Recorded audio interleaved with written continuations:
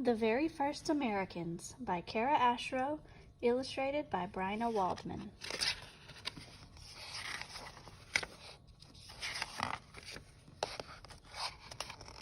Long, long ago, nobody lived in America.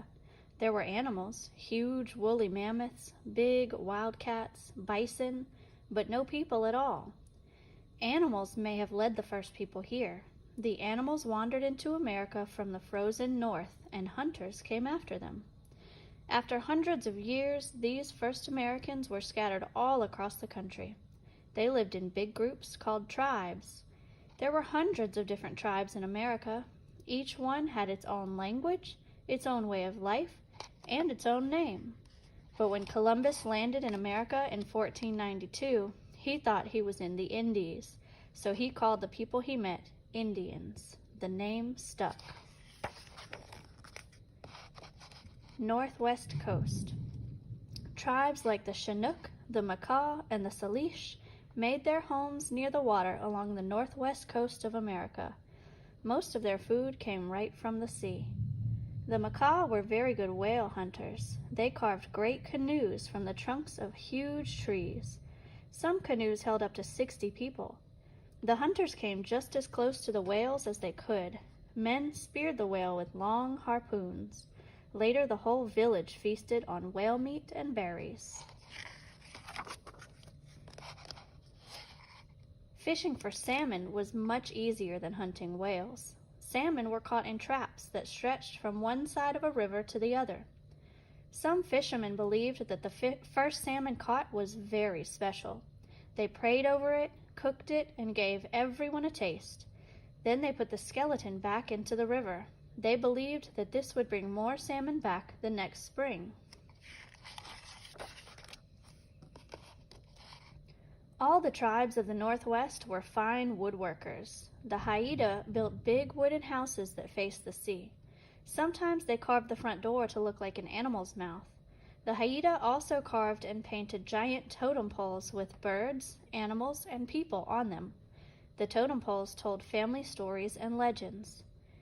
The Northwest people often had feasts. Sometimes they lasted several days. At the feast, the host gave away many gifts: blankets, jewelry, even canoes. The host wanted to give away as much as possible. It showed just how important and rich he was. Southwest. The hot, dry desert of the Southwest was where the Hopi, the Navajo, and the Zuni lived.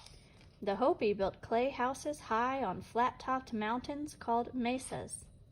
Hopi means the peaceful ones, but some tribes who lived nearby were not so peaceful.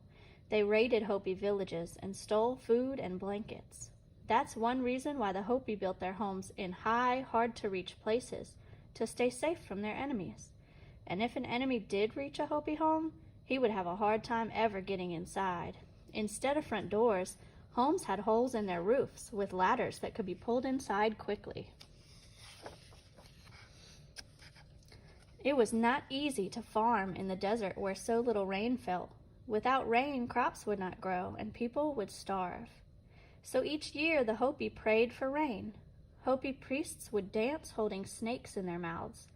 Then the snakes were set free to carry Hopi prayers back to special spirits. The zigzagging bodies of the snakes in the sand reminded the Hopi of the lightning that would come with the rain. Plains. Long ago, millions of buffalo roamed the grassy plains of the Midwest. Tribes like the Cheyenne, the Pawnee, and the Sioux hunted buffalo. And since buffalo herds kept moving, these tribes stayed on the move too. The teepee made a good home for the Sioux. It was easy to put up and take down. When the chief signaled it was time to leave, the whole village could be ready to move in just a few minutes. Buffalo hunting was very dangerous. Hunters needed fast, brave horses. Indians honored their horses the same way they honored their best hunters, with eagle feathers. The Comanches were the best horsemen on the plains. By the time a boy was a teenager, he could gallop at full speed, lean over, and swing another person onto his horse. This was important. It was easy to fall and get hurt during buffalo hunts. Plains people were very thankful for the buffalo. They ate buffalo meat. They turned buffalo skin into clothing, tents, and blankets. Bones and horns were carved into tools, bowls, and cups. Buffalo tails made good fly swatters.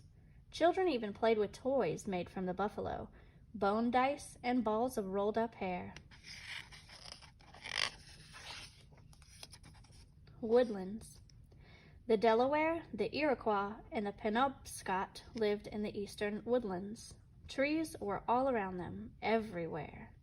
And woodlands people put trees to good use. Branches became bows or spears or tools for farming.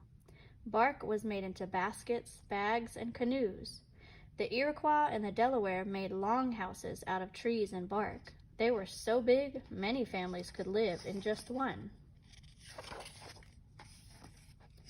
Woodlands people were great hunters. They could look at the tracks of an animal and know which way it was going, and even how fast.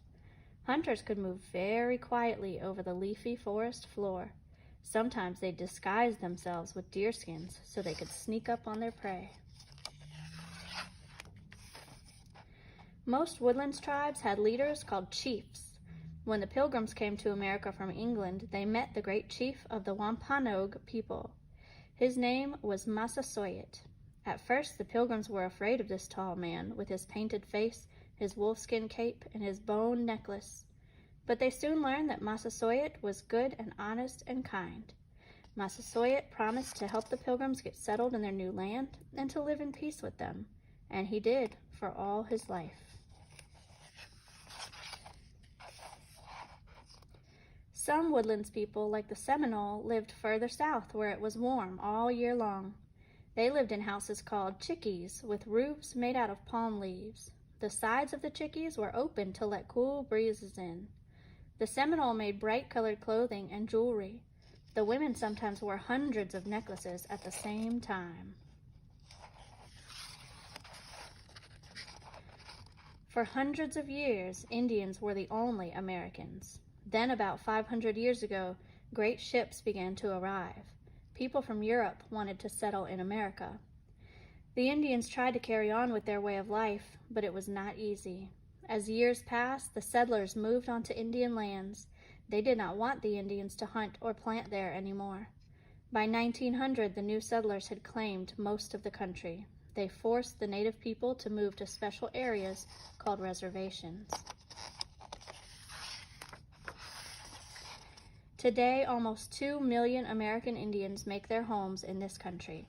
More than a third live on reservations. The rest live in cities and towns.